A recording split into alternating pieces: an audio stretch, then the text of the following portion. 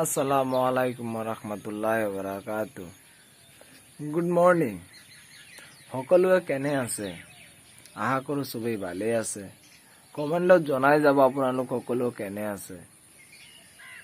এতিয়া মোৰ কথাটো হ'ল, মাননীয় মুখ্যমন্ত্ৰী মহোদয় আৰু আমাৰ মৰমৰ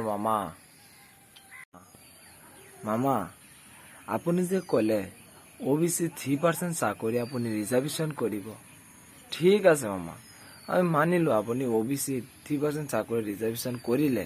কিন্তু মামা এটা কথা মোৰ জানিব ইচ্ছা কৰি আছে মামা, ST OBC কাষ্টৰ মানুহবিলাক কি মানুহ আৰু আমাৰ জেনেৰেল কাষ্টৰ মানুহবিলাক মানুহ হয়নে বাৰু? মামা যদি জেনেৰেল কাষ্টৰবিলাক মানুহ হয়, তেতিয়াহ'লে ST OBCতকৈ বেছি মাৰ্ক পালেও জেনেৰেল কাষ্টৰ কাট অফত নাম নাহে কিয় বাৰু মামা?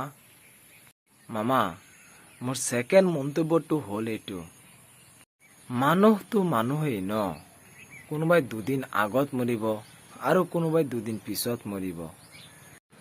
মামা আমি মানুহ হিচাপে চবেই একে, কিন্তু চাকৰিৰ ক্ষেত্ৰত কিয় কাষ্টত ভাগ কৰা হ'ল মামা? মোৰ পইণ্ট নম্বৰ 1, চাকৰিৰ কাৰণে চবেই একেলগে ইণ্টাৰভিউ দিওঁ আৰু নাম্বাৰো পাওঁ চবেই একে, কিন্তু ST OBC কম মাৰ্ক পালেও চাকৰি হয়, বাট জেনেৰেল কাষ্টৰ বেছি মাৰ্ক লাগে কিয় মামা? জেনেৰেল কাষ্টৰ মানুহবিলাকৰ কি ইণ্টাৰভিউ দিয়াৰ সময়ত কি এনাৰ্জি বেছি আহে নেকি আৰু ST OBCৰ এনাৰ্জি কি কম থাকে নেকি? অতি দুখ লগা ঘটনা মামা। ইমান কষ্ট কৰি লিখা পঢ়া কৰোৱাইছে যাতে মোৰ সন্তানটো জীৱনত কিবা এটা কৰিব পাৰে, তেতিয়া মামা আপুনি কওক কৰিব পাৰিম জানো? আপুনি বেয়া নাপাব, আপুনি হ'ল ৰাজনীতিৰ মানুহ। যদি এতিয়া আপোনাক কোৱা হয় ৰাজনীতি এৰি পেলাই ডিফেন্সত চাকৰি কৰক, আপুনি পাৰিবনে? নোৱাৰে। আপোনাৰ জুনুন হ'ল ৰাজনীতি, অকল ৰাজনীতিহে কৰিব পাৰিব। এতিয়া শুনক মামা, মোৰ নিচিনা মিডিল ক্লাছ ফেমিলিৰ ল'ৰা একমাত্ৰ ঘৰৰ আশা ভৰসা থাকে যে লাইফত কিবা এটা কৰিবলৈ, জীৱনত ছাকচেছফুল হ'বলৈ। এনেকুৱা নহয় বহুত টকাৰ দৰকাৰ, টকাৰ ওপৰত শুই থাকিম, তেনেকুৱা টকা আমাৰ নালাগে। আমাৰ এনেকুৱা এটা চিটুৱেশ্যনত আহিব লাগে যাতে মোৰ মা দেউতা, মোৰ ফেমিলিটোক ভালকৈ চলাই নিব পাৰোঁ, যাতে কোনো ধৰণৰ প্ৰব্লেম নহয়। এতিয়া মামা চাওক, 500 টকা হাজিৰা কাম কৰি পেলাই এনেকুৱা এইখন অসমত, মানে কি ক'ম, এইখন অসমত মানে ইণ্ডিয়াতে ইমান মূল্যবৃদ্ধি হৈছে, যিকোনো জেগাত আমাৰ বস্তুৰ দাম চব বাঢ়ি গ'ল। এতিয়া 500 টকা হাজিৰা কাম কৰি পেলাই মানুহ এটা চলিব পাৰেনে কওক আপুনি? এটা স্কুলৰ হেডমাষ্টৰে প্ৰায় 60-70 হাজাৰ, 40 হাজাৰ, 50 হাজাৰ টকা দৰমহা পায়, তথাপি সিহঁতৰ সুদৰ ওপৰত লোন লোৱা থাকে।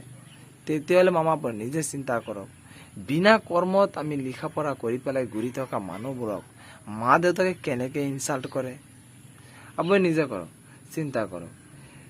এটা ল'ৰা যেতিয়া ডাঙৰ হয় তেতিয়া তাৰ ফেমিলিৰ অল চিটুৱেশ্যনটো সি নিজে হেণ্ডেল কৰিব লাগে।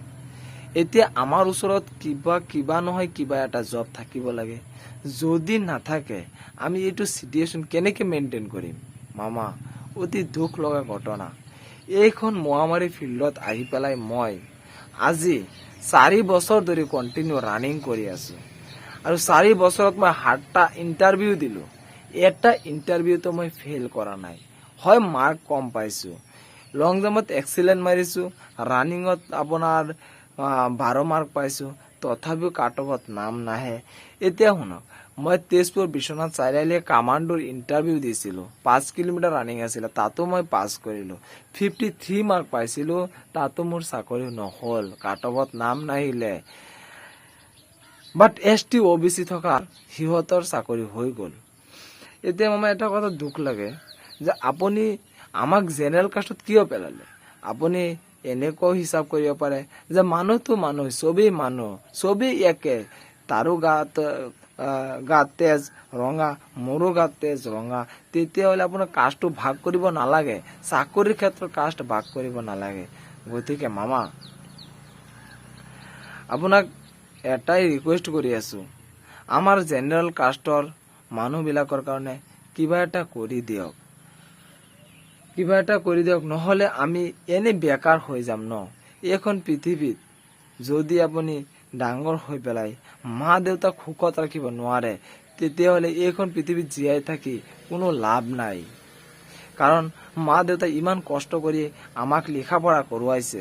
এতিয়া আমি নিজে দুটকা ইনকাম কৰি পেলাই যেতিয়া মা দেউতাৰ হাতত দিম, তেতিয়া সিহঁতৰ মনৰ ফূৰ্তিটো এইটো দুনিয়াত আপুনি টকা দি কিনিব নোৱাৰে।